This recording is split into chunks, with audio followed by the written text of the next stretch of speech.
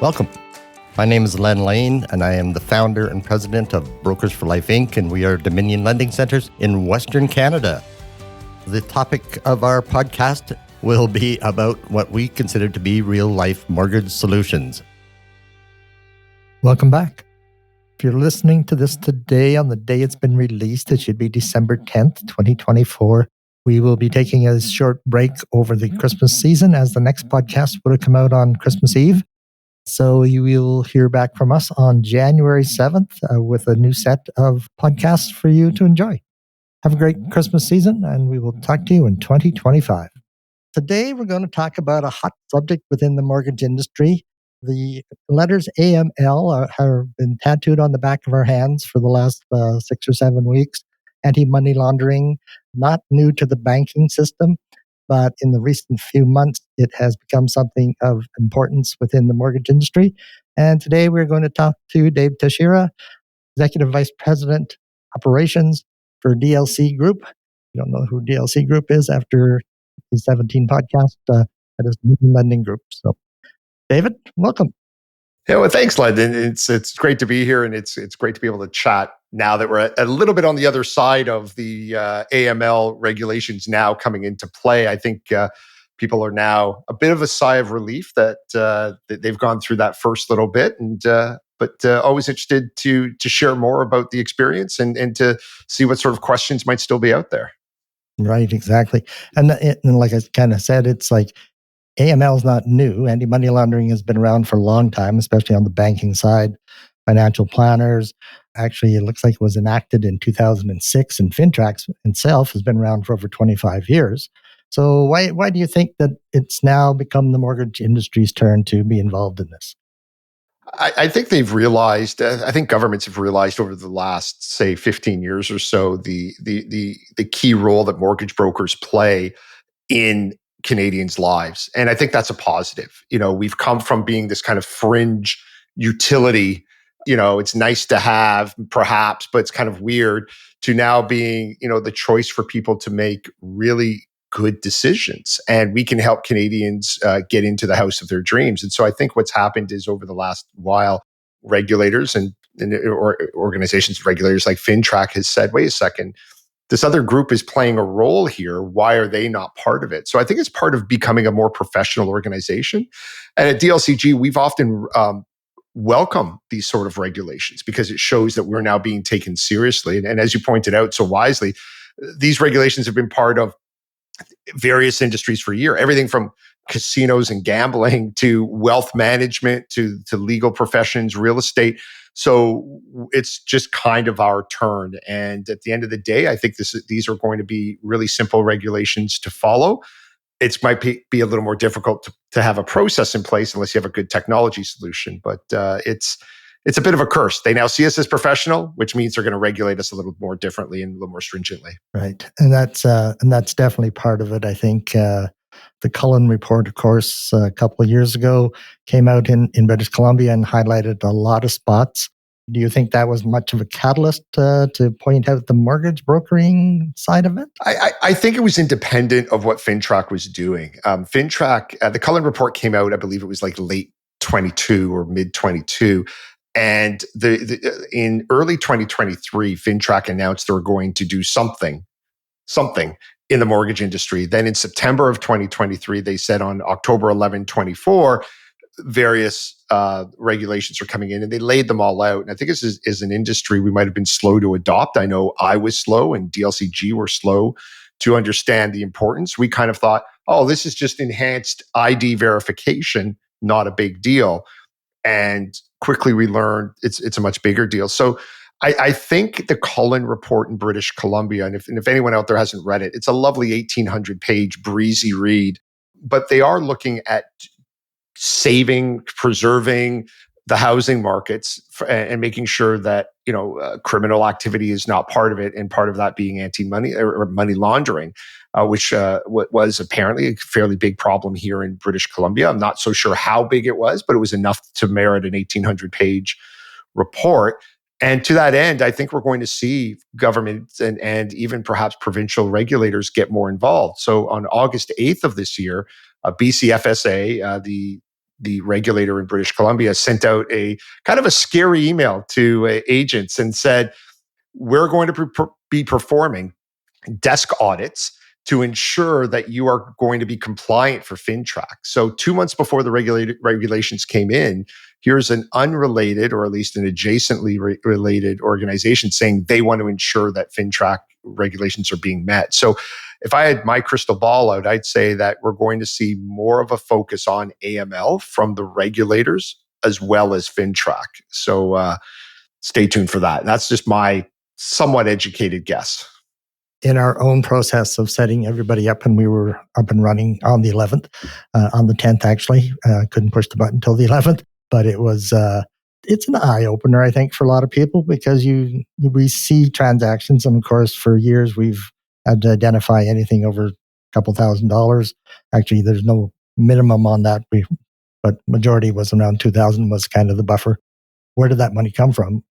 What was the source of that money if it wasn't from a payroll or RSP withdrawal or something like that? So it's not really that new, I guess. Only now it's taken it to another level. Where did the people come from? Where does the money come from, right? And I think the most onerous piece of that as well, Len, is the ongoing monitoring of activity. And so what was a surprise to me was you could have a client that comes into you and they get a certain way down the road. They don't even file or don't even complete the transaction, and perhaps they're high risk. You now have, as an agent and as a brokerage, the obligation to do ongoing media monitoring for up to 5 years. So it can be an onerous position unless you have a technology solution doing that. And of course, we partnered with Velocity to have that. But there's other solutions out there. But what's really key is for brokerages and agents and owners and everyone in that ecosystem to work together to have something better than just a piece of paper and a filing cabinet, because it's going to be very, very difficult as time goes on. So say, Len, you have 100 clients this year and 50 are high risk and 20, don't complete a file with you. That's a lot of different variations of media monitoring. If someone's a client of yours of a mortgage agent, you'll remember them. But if someone didn't complete the file, perhaps you'll forget them the next day. However, FinTrack has a long memory, and they expect you to check up on these clients even beyond their short time with you. And part of that, we'll get more into the technology that's been given to us. It's most advanced of what I've seen, but it's that ongoing there as well, right? If they actually end up on a sanctioned list, it will alert us as well. There's only so much other checking up you can do, I guess, other than picking up the phone or something like that. So lenders, obviously already involved in this for a long, long time, just to cover their own lenders and their own partners as well on the other side. So do you think having these systems in place will make it less legwork for the lenders, or are they going to still have to do as much due diligence and hope that we did ours properly as well? Yeah, I don't think what we're doing in the mortgage industry is going to have any sort of easing on their requirements, because everyone in the chain, if you will, has to do their own level of scrutiny or AML. And again, the AML requirements have nothing to do with mortgage suitability. This is strictly on whether or not someone may pose a risk of criminal activity or something such as that. So FinTrack has told us that the more people in the process that are checking for this, the better. So for years and years, we've had real estate agents, perhaps lawyers and lenders all doing their checks. Now they want mortgage brokers to do that. So their hope is that we might catch something that someone else does not. And by having those multi-layers, there's more of an opportunity to ensure something negative in our space doesn't take place in terms of anti-terror or terrorist activity or money laundering. So from the lender perspective, because we don't really we don't share this information, right? Anything that we're recording on the AML side only is recorded for the purposes of submitting an STR or a suspicious transaction report. And again, we have to remember that first word is, I think, the most important. It's not absolutely 100% terrorist transaction report. It's suspicious. So do they have a large sum of money that they're putting down? Do they come from a sanctioned country? Are they a PEP, a politically exposed person, and a few other points? Then you merely mark that down, submit the report, and that's your obligation, is to submit the report correctly. So I don't think lenders are going to be impacted by us because they'll do their own checks and do their own submissions. But what's interesting to note is the information that we are collecting and recording as it pertains to AML is not to be shared with the client or with lenders or any other parties in the transaction. It's only there to facilitate the creation of the STR, the suspicious transaction report. Right. And that's a good point, because there's a good chance that if we consider it to be a suspicious transaction, that it may never get to be a deal that will be sent to a lender anyway. So it still has. Well, it's interesting because the example I used, the politically exposed person. I mean, all jokes aside of politicians being criminals, you could have your local mayor or your local, council person come to you, and because of the nature of their job, they now become high risk automatically because they're a politically exposed person. You also could have a situation. So here in British Columbia, this past weekend, we had a provincial election. We have 58 brand new MLAs. So that's 58 people who've now all of a sudden, or will soon, technically be on a sanctions list because of they're politically exposed. So there's going to be this need to keep updated. There's going to be this need to record what you know at the time to be true. And this is where I think the regulations can be onerous. And I've said this a couple of times, unless you have a technology solution, because there's no humanly way possible to remember when to do these checks. What process are you in? Are they high, mid, or low, et cetera, et cetera. So having a good system in place, along with education and just having, Len, great people to lead the charge, is the way forward. Right. Yeah. And it's 58 new MPs? 58 new MLAs, and that's a whole other thing we might have to talk about. I think we'll even have another provincial election in about 6 months because it was too close to call. Yeah, I saw the numbers. That's for another podcast. Yeah. Happy to talk politics on that one. I could take well over an hour. Okay, so we keep bringing up technology. Let's talk about what Velocity has given to us. You may have seen my LinkedIn post, maybe not. I know Eddie did because he sent me a note. But it was, 35 agents or 37 agents that month, I think it was, all through the system, through the training. Because if you want to get paid with us now, you have to have done your AML training. The 54 pages of policy and procedures were in place. And there's a couple other steps we took in there as well. But on the 11th, we turned on the button that you can't submit to a lender unless you've done the AML. So you were in the background watching that all come together, I'm sure. How did that all come about? Well, let me take a step back as well. So when we started with the AML, putting together processes and programs for our DLCG agents, we had 4 big pillars. The first one was information. We had to share with people that these AML requirements are real, because there was even a little bit of that. No, my lender does it for me. No, my real estate agent does it for me. Or in Quebec, we had people say, well, no, that's for Canada, not for Quebec. And that led to some other interesting conversations. So number 1 was the information. Number 2 was, it was important to us that we had a really good relationship with the regulator to understand what's there. So myself, along with our chief legal counsel, and he did most of the heavy lifting here, James Bell, made sure that we had a really strong relationship with FinTrack that continues to this day. What are you hoping to do? What are the goals? What's written down versus the expectations? And so we were able to really marry those together, the information and relationship with FinTrack. Number 3 was education. And it was important to us that we had the education that was free to our agents. So for those out there, for our roughly 9,000 DLCG agents, we provided through REMIC, we partnered with a group to provide that training. Because how do you know the rules of the game unless you know the rules of the game? The analogy I use is, imagine the first time you saw a hockey game, if you just saw the pads and the sticks and the puck on the ice, and then someone said, all right, go ahead, figure this out. But if you do something wrong, you're going to be fined, right? You wouldn't necessarily figure out the game as quickly as if someone actually explained the rules to you.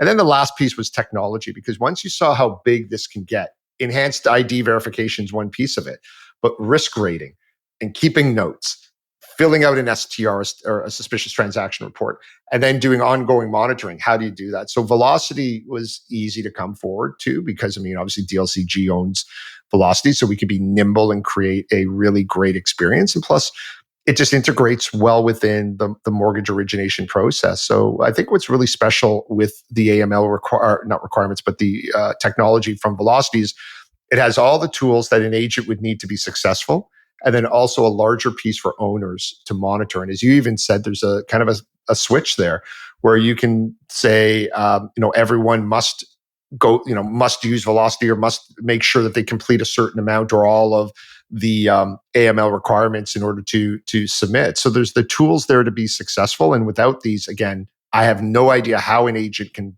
with any sort of even small book of business over the years as it multiplies, how you can do it. So yeah, today, a week and a half after the regulation started, you might say, no big deal. But as you get more and more files in the AML regime, you have no choice but to have an assistant of some sort, a digital assistant, and that's Velocity, who can help with the intake and the ongoing monitoring. Right, and that was part of it. I think the ongoing monitoring, people don't realize until I not only took the REMIC course, I took the REMIC broker owner course, and I did the MPC one as well, just to see what the differences were, right? And there wasn't really, other than there's an actual test with REMIC, there isn't with the other one, to see, is everybody saying the same thing? They were quite similar, right? I got an email from one of my agents this morning saying, oh, this other small lending platform just rolled it out today. I'm going like, so what did they do with the last 10 days of files? Is what I was thinking. and it's funny you should say that, Len. We've heard that is, well, I'm going to wait for this other provider or so on. And of course, we want everyone to feel comfortable with the solutions provided. At DLCG, we provided what we believe is best in class. As time goes on, there's going to be more and more solutions out there. But if it wasn't available on October 11th, then you have to now figure out how are you, not backdating, but how are you putting in the last week, 10 days or so into this other system. And we're just really proud that we provided everything for our agents and owners to be successful before October 11th. Right. And for us, it was, we've 100% Velocity. So it was easier, I think, probably than if you were working in 2 or 3 systems. In some cases, we were at that point at one time, and it was chaotic just to try and do regular compliance.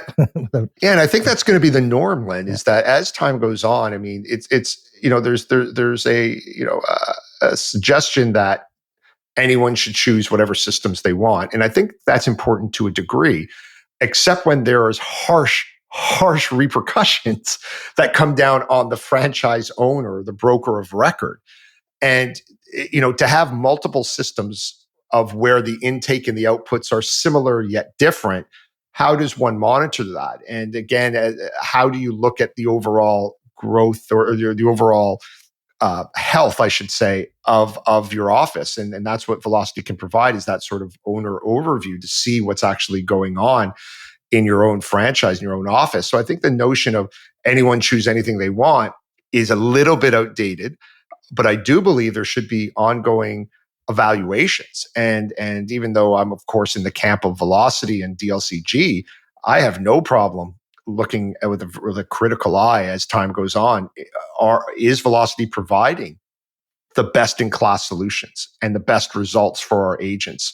And to be involved in those other webinars and all the learning opportunities about what's out there, because, complacency will kill us. And, having the pride in what we're doing beyond just being proud that we completed it, but the pride that stops you from innovating would not be good. But I think it's going to be incumbent upon franchise owners to look at this with a critical eye themselves and say, you know what, we need to plant our flag in a certain ecosystem because it's the best for our office. And doing so protects all of your agents. You mentioned 35 to 37 agents. All it takes is one agent in your realm to decide AML ain't so important. And you could have repercussions that impact the other 36. And that's the reality. It's FinTrack will be doing audits. And in fact, part of the requirements is that every 2 years that agents submit themselves to an audit. What will that look like? Not quite sure yet. And kind of the interesting part here, Len, is that I've always said this is a sprint and a marathon. So we sprinted to October 11th to get everything ready. And then there's a marathon after that. There's the, not the relicensing, but you have to retake an AML course every year, and then every 2 years it's the audit. So that marathon continues, and we will make sure that there are solutions that are out there. But I think owners are going to have to choose, and that might upset some people. But at the end of the day, owners have a fiduciary, I would say, responsibility to their agents to ensure that they're running the franchise in a way that will be productive, legal, and sustainable. Right. And I think that was part of what I had a lot of calls before, some from the RICA mortgage broker advisory people, and talking to lots of small brokerages that were saying that they were seeing the costs run up to $10,000 plus dollars, and after seeing a 54-page P&P that it's I could see having somebody write that for you. There could be some. Well, that's what we did as well. Is yeah. we provided templates because there's other ways to do this, but we wanted to provide everyone at least with a foundation. And I think what we're seeing as well, Len, is we're seeing a real cottage industry of AML experts and AML adjacent products coming out. So we have groups out there saying, "We'll write your policy for you. We will train you. We will do this for you." And seeing 5 figures and growing is not unusual. And so I'm not saying that they're not legitimate. It's just that I believe that there's other ways to accomplish that. And part of being a value of being part of the DLCG network is we'll do that heavy lifting. You can decide if you don't want to use our version of the policy or our version of the tools, or you don't want to take the free training that we're providing via REMIC, do what you need to do. But what's most important is that you at least get educated. But there is a cottage industry that's growing. I get hit with emails on a daily basis telling me that there's a better way to do it.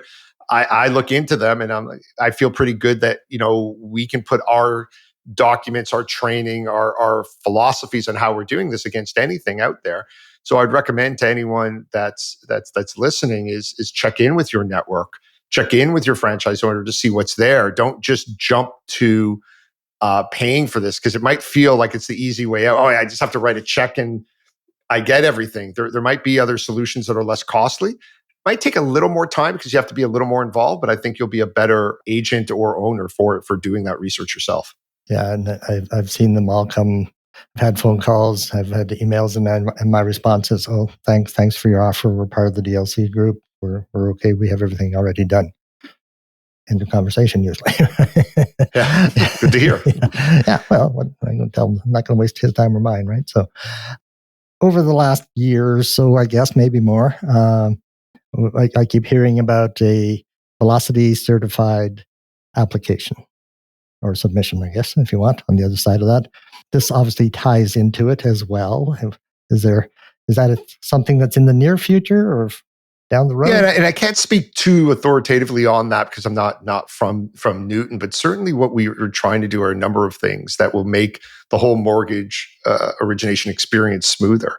And everything with Velocity, or I should actually say Newton, has worked with lenders for direct document submission, and now they're looking at having this sort of verified, almost adjudicated sort of application. So that way, there would be technology, perhaps AI in the future, that would then look at what that file is, help you clean it up, so that way it can be more efficient. Because at the end of the day, what we provide, mortgage brokers, I should say, provide to lenders isn't just clients and an opportunity, it's efficiencies.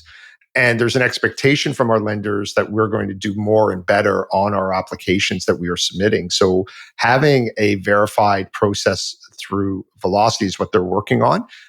So that way it can really clean it up. So I wish I knew more about that, but that's certainly a really great topic that will move into that. And I'm guessing a lot of the same sort of checks that they've used for AML will come over there. And by the way, I should say this, kudos to Newton. I mean, all of us turned on a dime. A year ago, we're doing our 2024 planning, and I can tell you, AML was not on our list, or it wasn't on my list as an operational focus, because we misunderstood what it was. And similarly, again, not to talk out of turn with Newton, but it certainly wasn't on their list. It was only earlier this year when a few of us, and then people way smarter than me, got involved, and we realized this is a beast. This is a bigger lift than anyone expected. And we were first out of the chute in the industry, and we took some slings and arrows. You're blowing this out of proportion, you're exaggerating it. It's just a way of getting people onto velocity. And you're giving me way too much credit for my influence on FinTrack or any government-run organization. But instead, what Newton did and others did was pivot, stop what they're doing, create the solution, because this was an imminent threat, if you will. Len, is 9,000 DLCG agents and thousands more in the industry would be impacted if someone didn't step forward. So it was a lot of work to do, and I'm sure a lot of projects were put on hold, including this verified sort of application. But I would stay tuned for that. Newton is always innovating and iterating, and they're going to have some exciting things for sure in the future now that they've had their AML tsunami sort of slow down. Yeah, it did feel like a tsunami. It really felt like we only heard about it, 6 weeks before? And then, honestly, for me, I kind of fell into the trap, if you will, the AML trap in maybe February or March. And then James Bell and we kind of realized this was a lot bigger. And that's when we kind of spread out. But we also had a very limited time frame. So everything was heightened. Everything was a little more urgent than it needed to be. And I wish we had, or at least perhaps I wish we had understood this better 6 months earlier, because what we have today, I think, is excellent. I think in 6 months, it'll be just even more excellent. So stay tuned for all those upgrades. And you have to think of how many people went through that course that quickly. I'm sure I heard the last one, there was no break in it. They just went the whole 2.5 hours because it was the last one they were doing. And I'm pretty sure they were tired of doing it as well. Well, we kept adding more in because, the unfortunate part is we'd have people register and then not show up. And then they would say, I'll take it by the end of the year. We're like, no. Again, how do you know the rules of the game unless you learn the rules of the game? The game starts. Of our 9,000 agents, I believe about 8,400 went through the training. That's good. It still leaves 700 who did not, which will be up to the individual owners to determine what happens next. But if anyone out there has not gone through that training, REMIC has the training, MPC has the training. There's other local ones that have the training. They vary in cost from about $50 to $150, and they're all quite similar, quite frankly. Make sure you take that, because you might say, oh, it's all common sense. Well, it's the lack of common sense or the forgetting of the common sense that'll get you into trouble.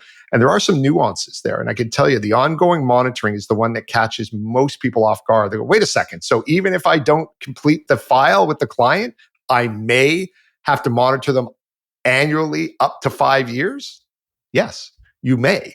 And the better you know that, the better you'll be able to handle those issues as time goes on. No, that was one of our criteria. It starts on the 11th. You need to have the course done by the 11th. And so one of my questions, of course, and talking with Heather and a few others, so the courses are still available. They can just take them at REMIC. We're thinking new hires, right? Of course. Yeah. So if you go, exactly. So we provided the free sessions to any of the agents who are part of our DLCG network, and now that we're beyond that, this becomes sort of like any sort of licensing or continuing education. So REMIC has the AML course available. The URL is very easy. It's remic.ca/AML, and it's now a self-paced course. So the last couple of months, it was a classroom setting, if you will, a virtual classroom, because we wanted to make sure people got through that. So now it's more self-paced. So if you have new agents that are starting with you and you want to put them through that, away you go. There is a requirement that they take that at least annually. So why not at the beginning? And I really, really recommend that you do it at the beginning. Again, how do you know the rules of the game unless you know the rules of the game? And so REMIC and MPC and others will continue to offer those courses. Right. So we have several other ones. Of course, MPP has a course they need to take when they first start with us. REMIC, I think it's a great way for someone to get started is, kind of do that education, whether it's how to use velocity, whether it's local regulatory issues or now AML or insurance or other things. It's good to know that and get that training sort of out of the way. And then most of these training courses, you have the ability to log back in after the fact and review it and get better. And then again, at DLCG, we have ongoing education as well. But it's learning the rules is key, because without that, it's not as easy as you think. It's also not as difficult as you think. And it's funny, Len, I've had this conversation with people that I think a lot of this AML stuff will be just like B20 or Form 10 in British Columbia back 6-8 years ago, where we all lit our hair on fire and went, oh my gosh, the world is ending. How are we going to do this? And now it's just part of the process. It's part of being in a professional industry. And we're going to continue to have different, maybe stringent regulations put upon us, but that's what a professionally run organization and a professionally run industry is all about, is we continue to get better. And we don't shy away from that. We lean into it. And while these FINTRAC rules might seem arbitrary or difficult, we're the last in kind of the ladder here, as we talked about earlier, to have this in our industry. So there's nothing different they're doing with us than they haven't already done with the lawyers, with lenders and realtors. We're just now getting in there. It's new, it's different. But I can tell you that in 6 months, we'll all just be like, oh yeah, this is now just what we do. This is like a credit check.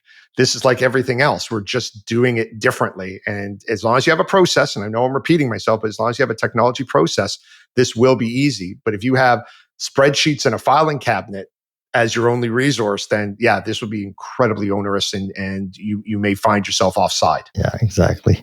Yeah. No, a wise man once said to me, Henry said, we worked for a very large concrete group, based out of Germany now.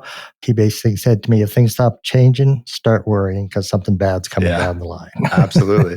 Yeah, because if you're not growing, you're dying, as Gary Morris likes to say. And this might not be quite the same way, but as long as our industry continues to be looked on more professionally, the better it is. I mean, years ago, we weren't invited into any of the legislative decisions. And now over the past 10 years, you had Gary Morris speak before the Senate in Ottawa. Many of us are getting called into our not local, but I mean our provincial governments to have proposed legislation bounced off of us. So mortgage brokers in Canada are continuing to be professional.